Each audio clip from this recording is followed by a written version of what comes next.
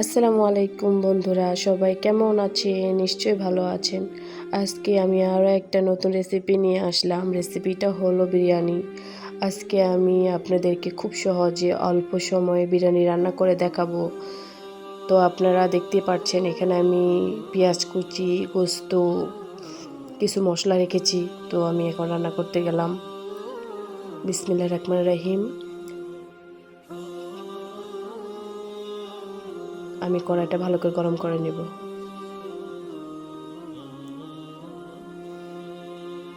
পরিমাণ মতো তেল দিয়ে নেব। এখানে আদা আর রসুন একসাথে অ্যাড করা আছে।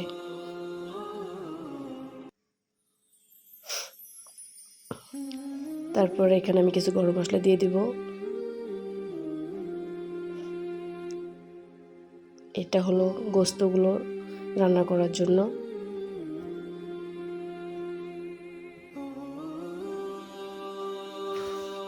তারপর পেঁয়াজ কুচিগুলো দিয়ে দিতে হবে।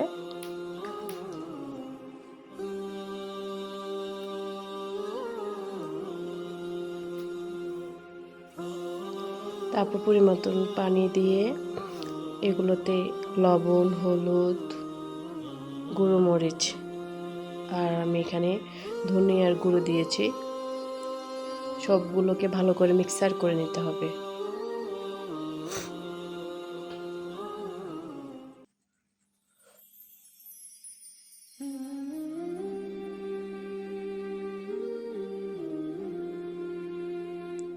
এভাবে রান্না করলে আপনাদের খুব অল্প সময়ে রান্না হয়ে যাবে। অনেকেই বিরিয়ানি রান্না করতে গেলে অনেক ঝামেলা মনে করে।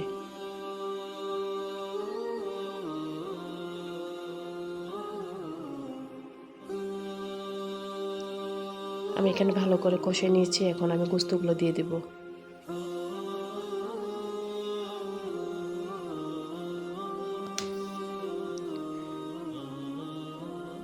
এখানে আমি মুরগির গোস্ত অ্যাড করছি। আপনারা এখানে গরুর গোস্ত, খাসির গোস্ত যেটা দিতে মন চায় দিতে পারবেন।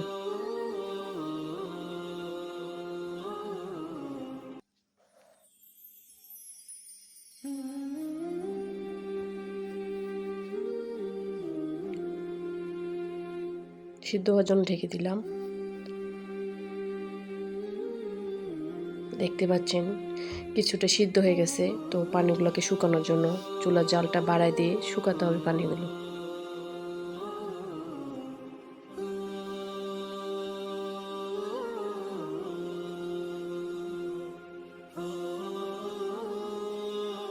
এখন আমি এখানে পোলাওটা রান্না করব।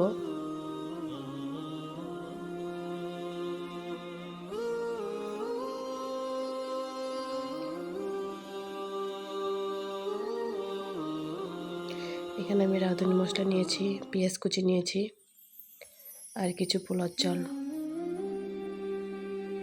এখানে পরিমাণ মতো তেল দিয়ে দিবেন।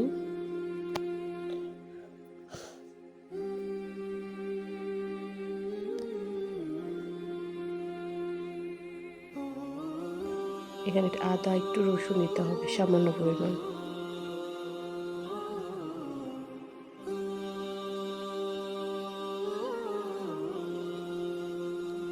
হালকা কিছু মশলা দিয়ে দিলাম।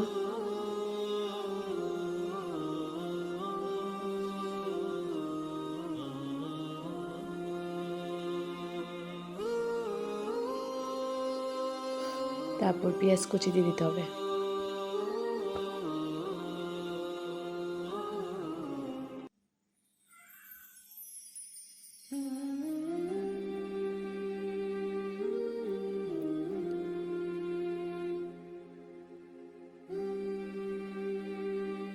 তারপর পাশে যে গোস্তগুলো ছিল ঝোল শুকানোর জন্য, তো এটা প্রায় রেডি হয়ে গিয়েছে।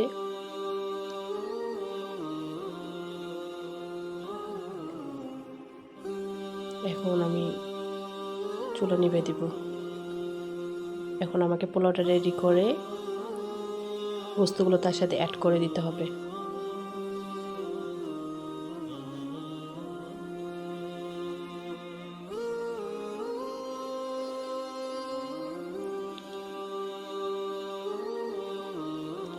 এগুলোতে আমি এখন চালগুলো দিয়ে দিব।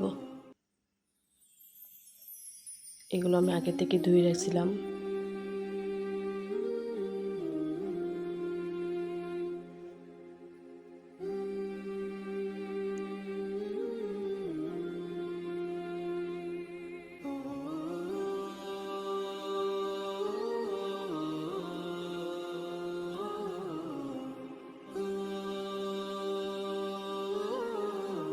তারপর এখানে গোস্তগুলো অ্যাড করে দেব।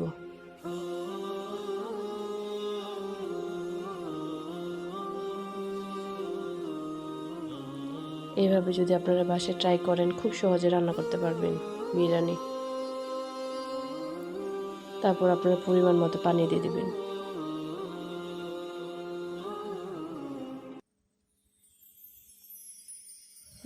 পানি দিয়ে এখানে আমি রাঁধুনির যে বিরিয়ানি মশলাটা নিয়েছিলাম সেটা অ্যাড করে দেব।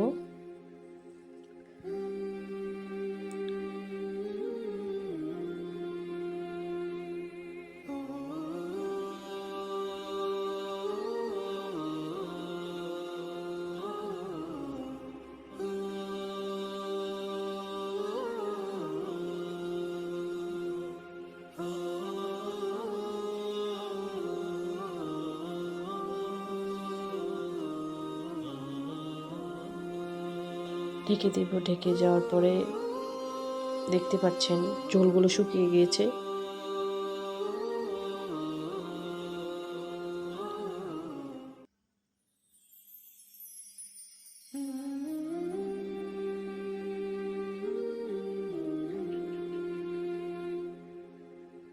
আবার ঢেকে দিব সিদ্ধ হওয়ার জন্য। এখন আমার এটা একদম রেডি হয়ে গিয়েছে।